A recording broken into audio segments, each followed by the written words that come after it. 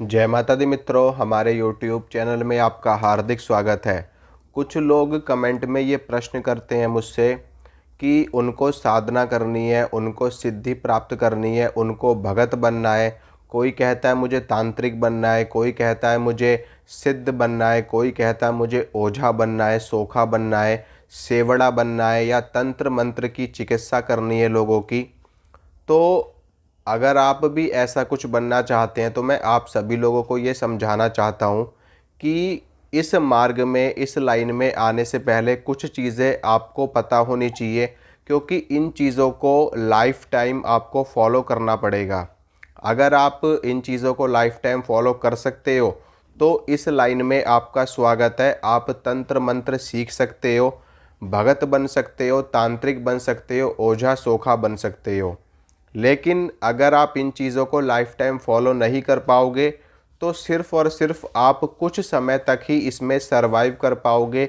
उसके बाद आप बर्बाद हो जाओगे, आप ख़त्म हो जाओगे, आपकी हस्ती ख़त्म हो जाएगी। क्योंकि ये लाइन ऐसी है कि जो इस लाइन में एक बार घुस गया ना, वो व्यक्ति इस लाइन को छोड़ ही नहीं सकता। मैं आपको बिल्कुल डंके की चोट पे ये बात कह रहा हूँ कि ये लाइन ऐसी है, आप दुनिया का कोई भी काम कर लो, हर काम में अगर आप घुस गए और बाद में अगर आप नहीं करना चाहते उस काम को, तो आप वापस से आ सकते हो, उस काम को छोड़ सकते हो। ठीक है, चाहे नौकरी हो, जॉब हो, बिजनेस हो, कोई कारोबार हो, कोई दुकान हो, कोई कंपनी हो, फैक्ट्री हो, कुछ भी आप करोगे, हर चीज़ को आप करने के बाद छोड़ सकते हो।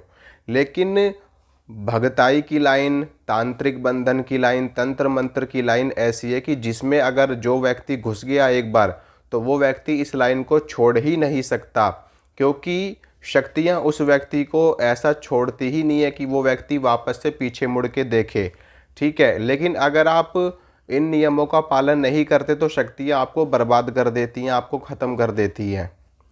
पहली चीज़ कि इस चीज़ में जब आप किसी भी व्यक्ति का इलाज करोगे और वो व्यक्ति बराबर, अगर आपने किसी व्यक्ति को कोई चीज़ बताई करने के लिए, मान लो आपने किसी का उतारा किया और उस उतारे के बाद में आपने उस व्यक्ति को कुछ नियम बताए कि आपको इन नियमों का पालन करना है, तब आप पूरी तरीके से ठीक हो पाओगे। जैसे कि ब्रह्मचर्य का पालन हो सकता है, कोई पूजा भगत बता देते हैं आपको, कोई पूजा बताए, कोई सेवा बता देते हैं। जैसे कि कोई आपको भभूत देता है कि इस भभूत को अपने घर में छिड़कना, कोई आपको कोई जल पढ़ करके देता है कि इस जल को आप अपने घर में छिड़कना या इस जल को आपको पीना है। कोई लौंग इलायची आपको लोग अभिमंत्रित करके देते हैं खाने के लिए, पीने के लिए, या कोई भोग प्रसाद बोलते हैं कि इस देवता को आपको चढ़ा करके आना है। अगर आप वो चीज़ नहीं करोगे, अगर वो व्यक्ति वो चीज़ नहीं करेगा तो उस देवता की लाग आपके ऊपर आएगी। ठीक है, यानी कि वो देवता आपसे आकर के अपना भोग मांगेगा कि मैंने फलाने व्यक्ति को ठीक किया, मैंने फलाने व्यक्ति का काम किया है, मेरा भोग प्रसाद मुझे चाहिए। अगर वो नहीं दे रहा तो तुम मुझे मेरा भोग प्रसाद दोगे। समझ रहे हो ना मेरी बात को? शक्तियाँ अपना भोग मांगती हैं और ऐसा कदापि नहीं होता कि वो पीछे हट जाएं। अगर उस व्यक्ति ने भोग प्रसाद नहीं दिया तो आपको देना पड़ेगा। दूसरी चीज़, जब भी आप कोई साधना करने बैठोगे, कोई सिद्धि करने बैठोगे, मान लो आपने हनुमान जी की सिद्धि एक बार कर ली, ठीक है, हनुमान जी की सिद्धि आपको प्राप्त हो गई। लेकिन ऐसा नहीं है कि आपने एक बार हनुमान जी की साधना कर ली, एक बार हनुमान जी की सिद्धि कर ली और आपका काम खत्म। नहीं, बीच बीच में आपको अनुष्ठान करने पड़ेंगे, बीच बीच में आपको साधनाएं करनी पड़ेंगी, बीच बीच में आपको सिद्धियां करनी पड़ेंगी, बीच बीच में आपको व्रत करने पड़ेंगे। और जब अनुष्ठान किए जाते हैं, व्रत किए जाते हैं, तो ब्रह्मचर्य का पालन करना पड़ता है। और विशेष रूप से बहुत सारे बंधन में बंद करके एक साधक को रहना पड़ता है, एक भगत को रहना पड़ता है। ठीक है, जिसमें ज़मीन पे सोना होता है, ब्रह्मचर्य में रहना होता है, और एक समय का भोजन होता है, फलाहार होता है, व्रत होते हैं, अनुष्ठान होते हैं, अखंड ज्योत होती है, भोग प्रसाद होता है, चोला होता है, बहुत सारी चीज़ें होती है। और ये चीज़ें सिर्फ ऐसा नहीं कि बस एक ही बार आपने कर लिया और ख़त्म, ये चीज़ें कंटिन्यूसली चलती हैं। हर महीने 2 महीने में कोई ना कोई आपको साधना करनी पड़ेगी, हर तीसरे महीने में आपको कोई ना कोई साधना करनी पड़ेगी, हर छठे महीने में आपको कोई ना कोई साधना करनी पड़ेगी। कभी 21 दिन का अनुष्ठान होगा, कभी 41 दिन का होगा, कभी 11 दिनों का होगा। अब देख लो, नवरात्रे 4 बार आते हैं, 2 गुप्त आते हैं, 2 प्रकट आते हैं, ठीक है। चारों नवरात्रों पे 3-3 महीने का गैप होता है, 3 चौके 12, ठीक है। तो नवरात्रे एक बार इसमें आएंगे, मार्च अप्रैल में पढ़ते हैं, फिर उसके बाद जून में पढ़ जाते हैं, फिर उसके बाद में यहाँ पे आपके 2 नवरात्रे पढ़ते हैं, एक गुप्त पढ़ता है और एक प्रकट पढ़ता है, इसी प्रकार से उस साइड में। तो 9 दिनों का अनुष्ठान चलता है, उनमें व्रत चलते हैं, अखंड ज्योत चलती है और फलाहार चलता है, बहुत सारी चीज़ें करनी पड़ती हैं।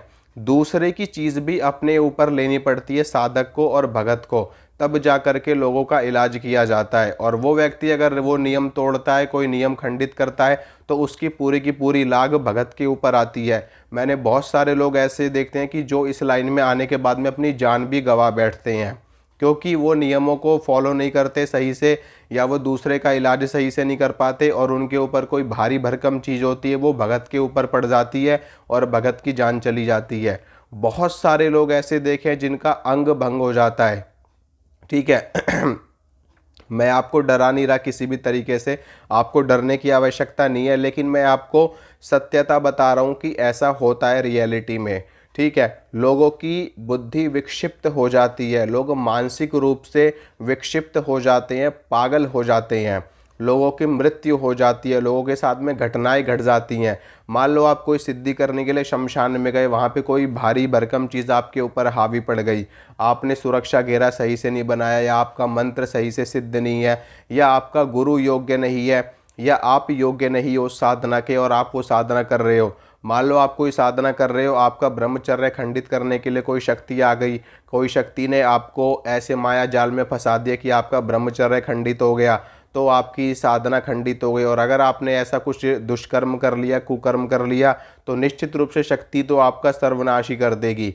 तो बहुत सारे नियम होते हैं मित्रों, और दूसरों की चीज़ अपने ऊपर लेकर के चलनी पड़ती है, दूसरों के संकट अपने घर में घुस जाते हैं, दूसरों की दिक्कतें अपने सर पे आ जाती हैं। तो इस लाइन में आना कोई बच्चों का खेल नहीं है, तलवार की धार पे चलने के बराबर होता है। सही गुरु मिलना बहुत ज़्यादा ज़रूरी होता है, योग्य गुरु मिलना बहुत ज़्यादा ज़रूरी होता है। आपका गुरु वाकई में सिद्ध होना चाहिए, वाकई में सच्चा होना चाहिए, वाकई में योग्य होना चाहिए, लालची नहीं होना चाहिए, ठीक है, झूठा फरेबी मक्कार धोखेबाज नहीं होना चाहिए। और इसके साथ में आपके अंदर साधना करने का बल होना चाहिए, दृढ़ संकल्प आपके अंदर होना चाहिए। अनुष्ठान जब आप करोगे तो अनुष्ठान करते वक्त ब्रह्मचर्य का पालन दृढ़ता के साथ करना पड़ता है। ये सारी चीज़ें आपके अंदर मनोबल भी होना चाहिए, आत्मबल भी होना चाहिए, तभी आप कोई साधना कर पाओगे, कोई सिद्धि प्राप्त कर पाओगे। आपके अंदर निडरता होनी चाहिए। आप कहीं बाहर गए साधना करने के लिए, शमशान में, जंगल में, पहाड़ पे, या कहीं नदी के किनारे, वहाँ पर आप भयभीत हो गए, भाग उठे साधना पर से, कहीं पर से जंगली जानवरों की भी आवाज़ आ गई, लोमड़ी की आ गई, सियारों की आवाज़ आ गई, तो आप वहाँ से साधना छोड़ के ही भाग जाओगे, तो ऐसे में साधना खंडित हो जाएगी और आपके ऊपर बात आ जाएगी, ठीक है। तो बहुत सारी चीज़ें होती हैं, अगर आप इन सारी चीज़ों को झेल सकते हो, इन सब चीज़ों को करने योग्य हो आप, या आप निडर हो, आत्मबल आपके अंदर भरपूर है, तो आप इन चीज़ों को कर सकते हो। और अगर आप अंदर से कमज़ोर हो, अगर आपका मनोबल पक्का नहीं है, आत्मबल पक्का नहीं है, दृढ़ संकल्प पक्का नहीं है, और आप ब्रह्मचर्य को धारण नहीं कर पाते, और तो फिर आप इन सब चीज़ों को ना करें तो ही ज़्यादा बेहतर है। आप सिर्फ और सिर्फ एक भक्त बन कर के रहें, अपने इष्ट की सामान्य रूप से पूजा करें, अपने इष्ट को भोग प्रसाद लगाएं और उन्हीं में ही रमने की कोशिश करें। ईश्वर की प्राप्ति के अनेकों मार्ग हैं, योग मार्ग है, तंत्र मार्ग है, मंत्र मार्ग है और भक्ति मार्ग है, ठीक है। तो ऐसा नहीं है कि इसके लिए आपको भगत ही बनना पड़े, आप साधारण रूप से भक्ति करके भी ईश्वर की प्राप्ति कर सकते हो, ठीक है मित्रों। आशा करता हूँ जो जानकारी मैंने आपको दी आपको समझ में आई होगी। अगर मेरे द्वारा दी गई जानकारी आपको समझ में आई है, मेरे द्वारा बताई गई बातें आपको अच्छी लगती हैं, आपको समझ में आती है, तो वीडियो को लाइक करना, वीडियो को शेयर करना, चैनल को सब्सक्राइब करना। इसी तरह की जानकारी मैं आपको लगातार देता रहूँगा। जय माता रानी की।